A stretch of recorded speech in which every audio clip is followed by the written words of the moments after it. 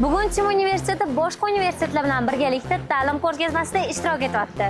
Ko'rgazma haqida hozir men sizlarga qisqacha aytib beraman. Bu yoqda bir nechta oliygohlar o'zlarining universitetlari haqida abituriyentlarga ma'lumot berib o'tishmoqda. Shu qatori bizning Tim universiteti ham. Kelinglar endi biz hozir abituriyentlarga yuzlanamiz. Sizga birinchi savolim, universitet siz uchun nima?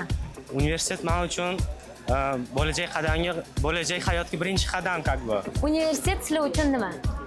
O'qiydigan joy. O'qiydigan joy, Universitet ta'lim oladigan joy. ta'lim oladigan joy. Будущее возможности. Siz uchunchi? O'zingizni rivojlantiradigan, qo'shimcha bilimlar oladigan joy. Siz tadbirkorlardan, biznesmenlardan dars olish xohlagan bo'larmidingiz? Albatta, ha. Unda Tim universiteti aynan siz uchun. Tim universitetida biznesmenlar, tadbirkorlar dars berishadi. Tadbirkorlar universiteti hisoblanadi. Siz tadbirkorlardan, biznesmenlardan dars olish xohlagan bo'larmidingiz? Olgan bo'lardim. Agar unaqa bo'lsa, Tim universiteti aynan siz uchun. Bizning universitet xalqaro tadbirkorlar universiteti.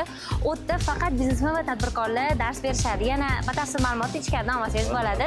Ikkita diplomga ham ega bo'lasiz o'qib chiqqaningizdan keyin. Kelajakda kim bo'lmoqchisiz? Men kelajakda biznesmen bo'lmoqchi.